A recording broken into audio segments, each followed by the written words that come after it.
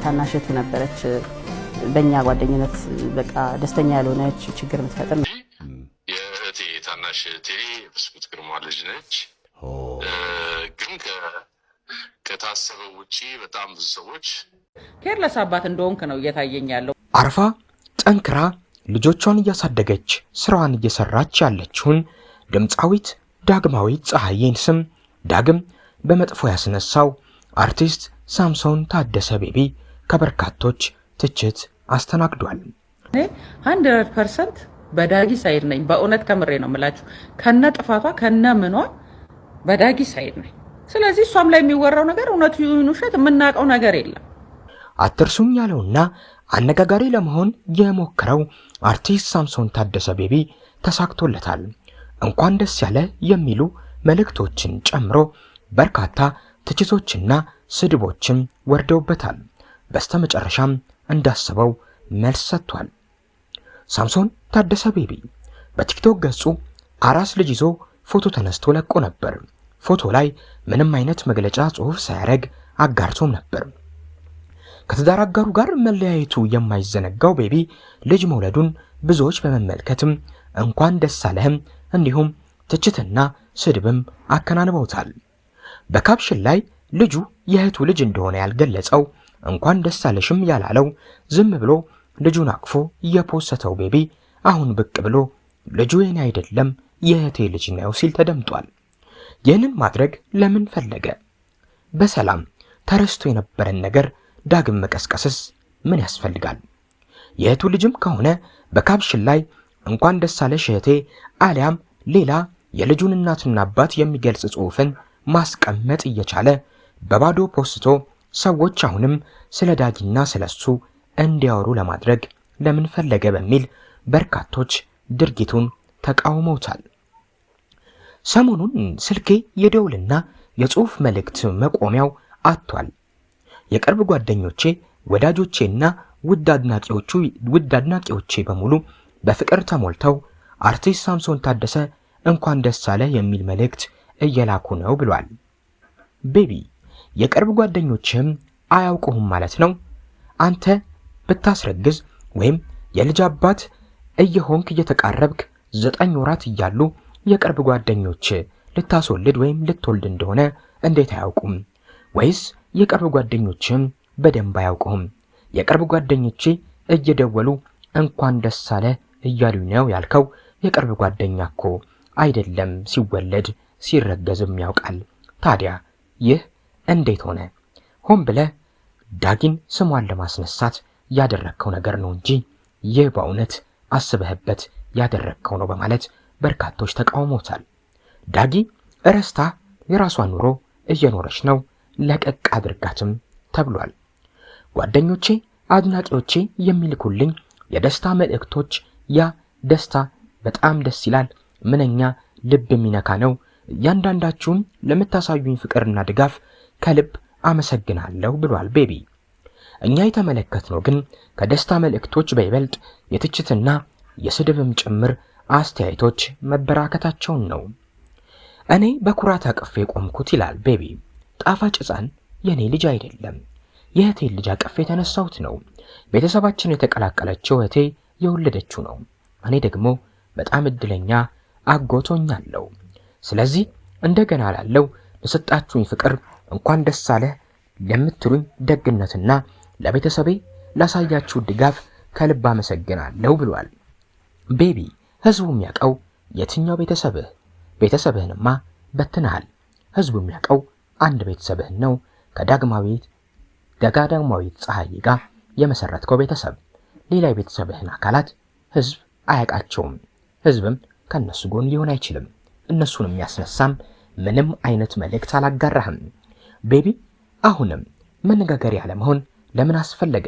በማህበራዊ ሚዲያዎች አርቲስት ዳግማዊት ፀሐዬ ስራዋን እየሰራች ልጆቿን ጠንክራ እያሳደገች እንደሆነ በተለያዩ ጊዜያት እየተመለከትን እንገኛለን። አንድም ነገር ስለዚህ ጉዳይ አንስታም አታውቅም። ቤቢ ግን አሁንም አትርሱኝ ማለት የፈለገ ይመስላል። አሁን ታዋቂ ሰዎቻችን ህይወታቸውን በማህበራዊ ሚዲያዎች በአደባባይ እያጋሩ ይገኛሉ። ጥቂት የማይባሉ ሰዎች ቤቢን እንኳን ደስ አለ፣ እንኳን ዳግም አባት ለመሆን በቃ እያሉት ሲሆን ሌሎች ግን ከፍተኛ ትችቶችን ሰንዝረውበታል። በወቀሳ የተሞሉ መልእክቶችንም ልከውለታል። በዚህ ጥቂት ጊዜ እንዴት በዚህ ልክ ፈጥኖ ልጅ መውለድ ፈለገ ወይም ልጅ ወለደ በማለትም ተገርመዋል። ፎቶም የቆየ ለመሆኑ ደግሞ ነገሮች መሆናቸውን የሚያሳይ ነው። ቤቢ አዲሱ ልጁን ከማን ወለደ? የበርካቶች ጥያቄ ነው።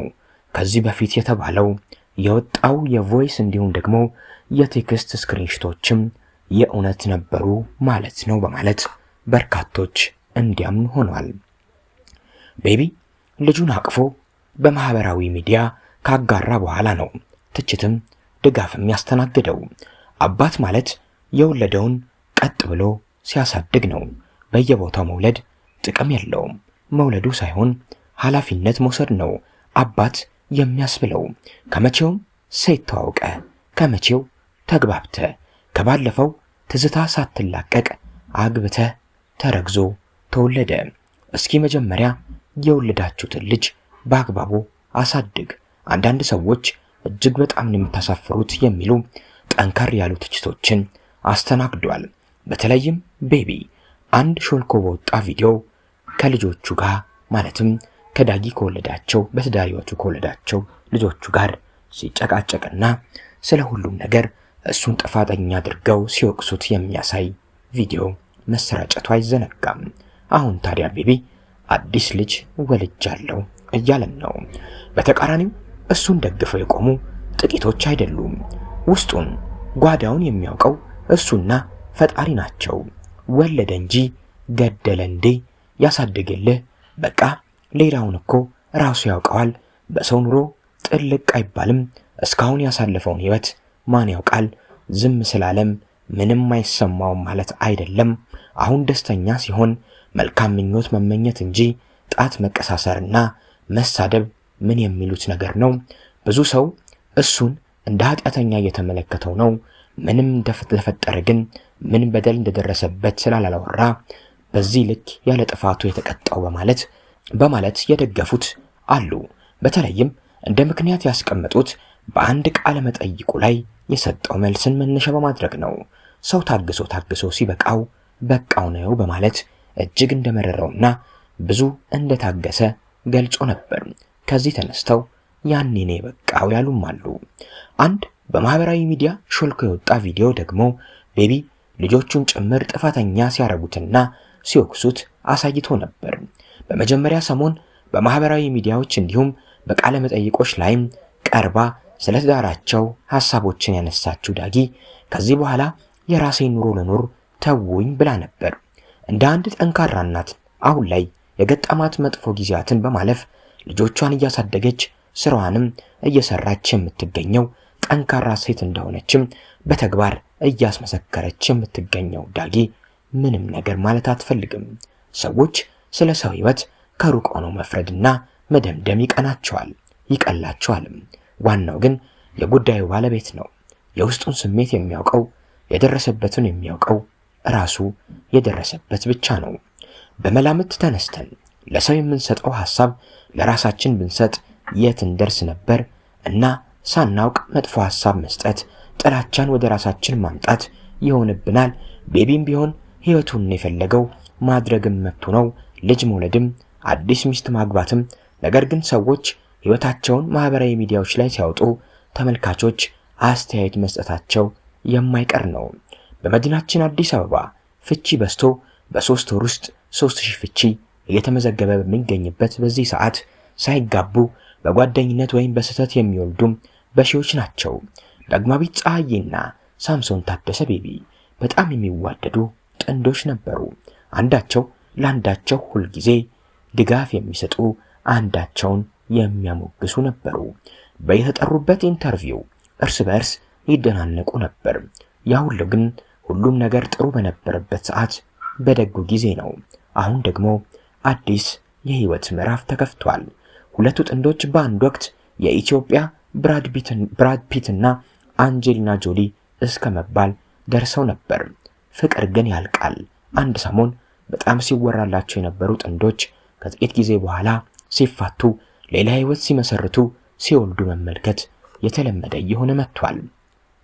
ቤቢ ለመጀመሪያ ጊዜ ዳግማዊት ፀሐይን የተመለከታት የኢትዮጵያን አይደል ውድድር ላይ ነበር። እነ ሰርጸ ፍሬ ስብሐት ዳኛ በነበሩበት ወቅት ሁለተኛው ዙር የኢትዮጵያን አይደል ውድድር በቴሌቪዥን ነበር ለመጀመሪያ ጊዜ ዳጊን ያያት።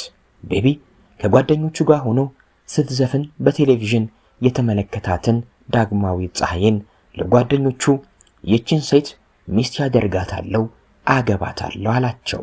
ያኔ ገና አልተዋወቁም ነበር።